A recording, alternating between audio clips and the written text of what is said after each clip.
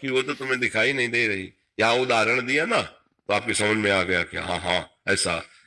तो जैसे लोग कहते हैं हमें आपका प्रवचन सुनने से डर लगता है, तुम्हें डर नहीं लगता, तुम्हारे अंदर जो बैठा दुश्मन तुम्हारा नाश कर रहा है उसको डर लगता है। अगर तुम सुनोगे और दुश्मन को पछाड़ दोगे ना तो तुम आनंदित हो जाओगे, नाच पड़ोगे कि भगवान ने मुझे साधु समागम दिया तो मेरा मंगल हो गया, नहीं मैं नष्ट हो जाता।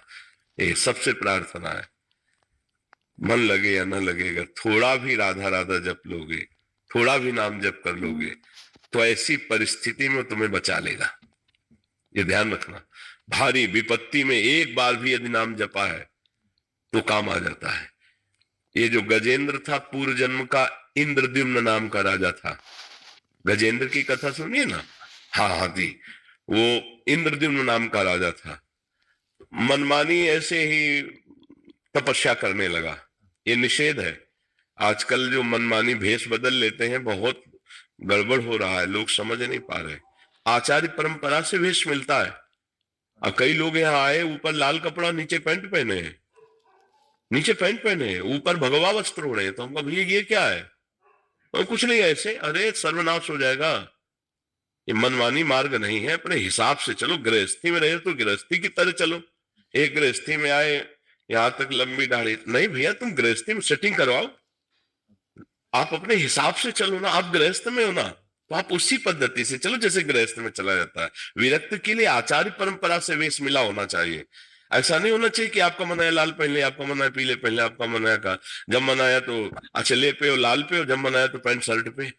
ऐसा तो कहीं विधान नहीं देखा गया, आचार्य परंपरा का है। तो ये बात जब अगस्त जी ने देखा तो इंद्रद्युम्न से पूछा। वो ऐसे तपस्या में बैठे थे पर कहीं ना कहीं भगवान का नाम जप कर रहे थे। खास बात, खड़े हो। किसने तुमको आदेश किया तपस्या के लिए? किससे तुमने संस्कार कराया? उनका किसी से नहीं। और फिर भी मैं आया तो हाथी की तरह बैठा रहा। जा गजेंद्र योनि को प्राप्त हो। इंद्रद्युम्न हाथी बने आके। पूरी कथा त्रिकूट पर्वत पर महान बलशाली गजराज एक दिन पानी पीने गए तो ग्राह ने पकड़ लिया पैर। जलचर जीव जल में बलवान होता है। अब ये बहुत समय तक लड़ते रहे, इनकी हाथी हाथिनियां इनका सहयोग करती रही।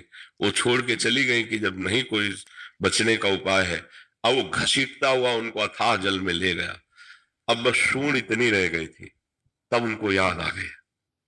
हरि का नाम जब किए थे ना पीछे, भाव को भाव न खाल सो नाम जब हरि जे ही पुकारा, सुदर्शन चक्र तत्काल प्रकट हुआ और ग्राह का परम उद्धार पहले किया। क्योंकि भगत के चरण पकड़े ना, पहले ग्राह का उद्धार, फिर गजेंद्र को भगवान ने पकड़ करके बाहर निकाल लिया। एक नाम कभी भारी विपत्ति में तुम्हारे काम आ जाएगा। इसीलिए सबसे कहते हैं मन लगे ना लगे, अपने बचाव पक्ष के लिए, अपने कल्याण के लिए राधा राधा राधा कृष्ण कृष्ण कृष्ण। बिना भगवान का नाम जप किए कर्म होंगे, कर्म योग नहीं होगा। और बिना कर्म योग के कल्याण नहीं होगा। समझ पा रहे आप जी? संजू